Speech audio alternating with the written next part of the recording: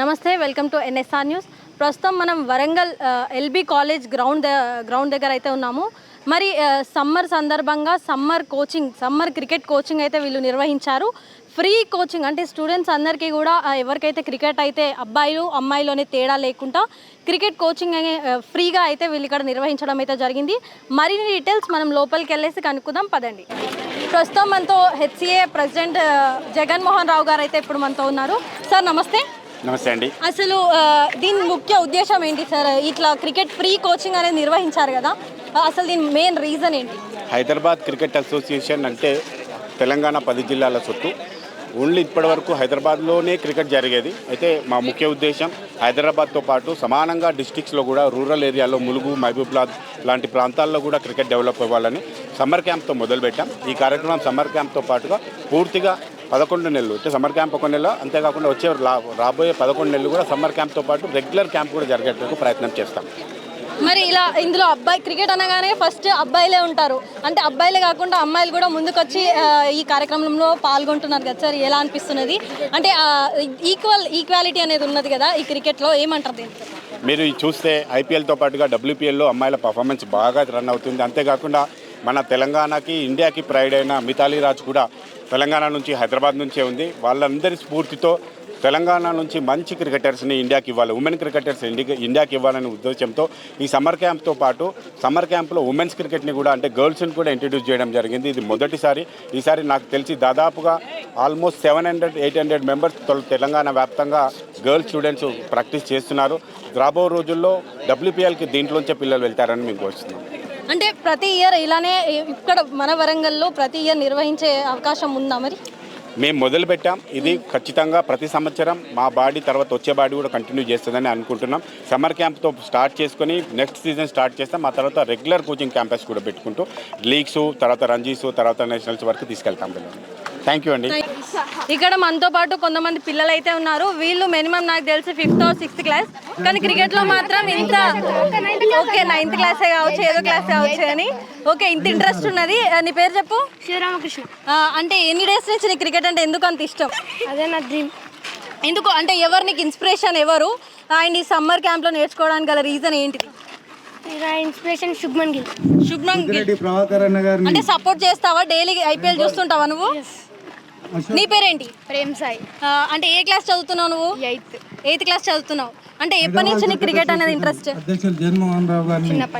చిన్నప్పటి నుంచి క్రికెట్ అంటే బాగా ఇష్టం. అంటే ఇక్కడ ఫ్రీగా వాళ్ళు కోచింగ్ ఇప్పిస్తున్నారు కదా, ఇక్కడ ఎలా అనిపిస్తున్నది? నైస్. అంటే బాగా నేర్పించిండ్రా క్రికెట్? బాగానే నేర్పించారు. Okay, very nice. మరి పిల్లలందరూ కూడా ఓన్లీ 8th, 9th క్లాస్ పిల్లలు మాత్రమే ఉన్నారు ఇక్కడ. వాళ్ళందరూ కూడా అంటే ఒక్కొక్కరికి ఒక్కొక్క ఇన్స్పిరేషన్ ఉండి వాళ్ళు ఇక్కడ వచ్చి ఫ్రీగా క్రికెట్ నేర్చుకోవడం అయితే వాళ్ళు చాలా హ్యాపీగా ఫీల్ అవుతున్నారని వాళ్ళు చెప్తున్నారు. హెచ్సిఏ జాయింట్ సెక్రటరీ బస్వరాజ్ గారు అయితే ఇప్పుడు మనతో ఉన్నారు. సార్ నమస్తే. సార్ ఎలా అనిపిస్తున్నది? అంటే వరంగల్లో ఈ ఫ్రీ కోచింగ్ అనేది నిర్వహించారు కదా, మరి ప్రతిసారి ఇలానే నిర్వహిస్తారా?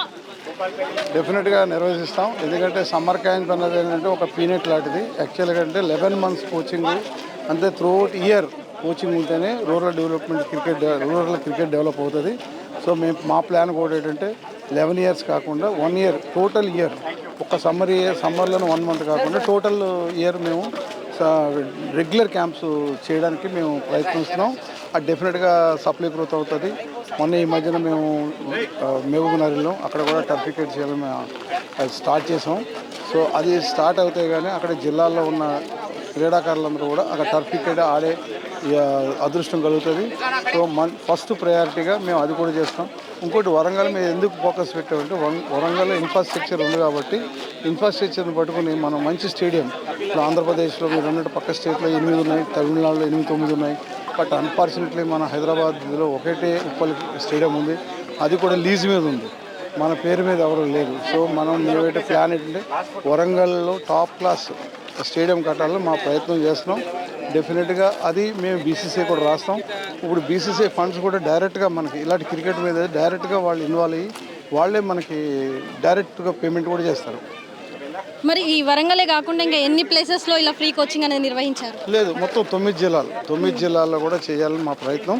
అక్కడ ఉండే ఇన్ఫ్రాస్ట్రక్చర్ మీద డిపెండ్స్ ఉంటాయి. ఎన్ని సెంటర్లు పెట్టాలి ఏమన్నది ఆ సెంటర్స్ వాళ్ళ డిస్ట్రిక్ట్స్ సెక్రటరీ వాళ్ళ ఇన్వాల్వ్మెంట్ బట్టి, అంటే మనం పెట్టగానే సరిపోదు, అక్కడ మనకి సెంట్రల్ పెట్టగానే సరిపోదు. అక్కడ పెట్టిన తర్వాత అక్కడ పిల్లలు కూడా ఇన్వాల్వ్మెంట్ అవ్వాలి, పిల్లలు కూడా రెగ్యులర్ రావాలి, వస్తేనప్పుడు సెంటర్ కూడా కలకలాడుతుంది. మరి అంటే క్రికెట్ అనగానే ఎక్కువ అబ్బాయిలు ఎక్కువ పార్టిసిపేట్ చేస్తారు కదా, మరి ఇక్కడ అమ్మాయిలు కూడా ఎంతో యాక్టివ్గా కనిపిస్తున్నారు, ఏమంటారు? డెఫినెట్గా మేము చూడండి, లేడీస్కి చాలా క్రికెట్ ఇస్తున్నాం. లాస్ట్ టైం వరల్డ్ కప్, మీరు వరల్డ్ కప్ చూశారు. ఇంతకుముందు వరల్డ్ కప్లో లేడీస్ అందరూ కూడా 120, 80, 90 కొట్టారు. అలాంటిది ఈసారి 200 కూడా పార్ చేస్తారు వరల్డ్ కప్లోని. ఇప్పుడు లేడీస్ కూడా చాలామంది పార్టిసిపేట్ చేస్తున్నారు. లేడీస్ కూడా నేను అనుకోలేదు ఇంతమంది వరంగల్ వస్తారని.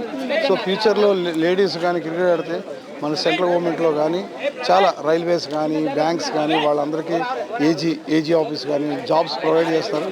సో మేము పర్టికులర్గా ఎక్కువగా లేడీస్ క్రికెట్ డెవలప్ చేయాలని మాకు కూడా చాలా కాంక్షగా ఉంది. ఇక్కడ చాలామంది అమ్మాయిలు వచ్చే చూసాము. దాన్ని వాళ్ళని రెగ్యులరైజ్ సమ్మర్ క్యాంప్ 1 మంతే కాకుండా రెగ్యులర్గా ఆడేటట్టు ప్రయత్నం చేయాలని ఇక్కడున్న సెక్రటరీస్కి అందరం కూడా విజ్ఞప్తి చేస్తున్నాం.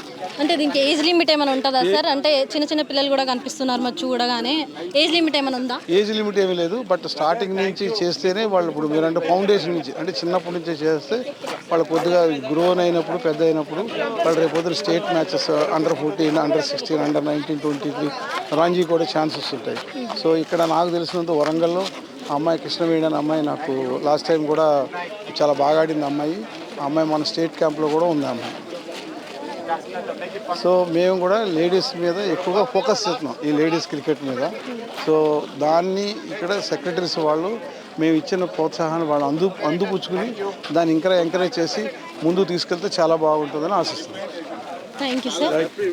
మరి విన్నారు కదా, బాయ్సే కాదు, అబ్బాయిలే కాదు, అమ్మాయిలు కూడా క్రికెట్లో ఎప్పుడూ ముందు ఉండాలి. ఇక్కడ వరంగల్లో చూసుకున్నట్లయితే కృష్ణవేణి అనే అమ్మాయి అయితే చాలా యాక్టివ్గా పార్టిసిపేట్ చేస్తుంది. మరి ఇలానే ప్రతి ఒక్కరు కూడా క్రికెట్ మీద దృష్టితో ప్రతి ఒక్కరు కూడా ఇలా సమ్మర్ క్యాంప్లో జాయిన్ అయ్యి కోచింగ్ నేర్చుకోవాలని వారు చెప్తున్నారు. కెమెరామెన్ కౌశిక్తో సంతోషి, NSR న్యూస్, వరంగల్.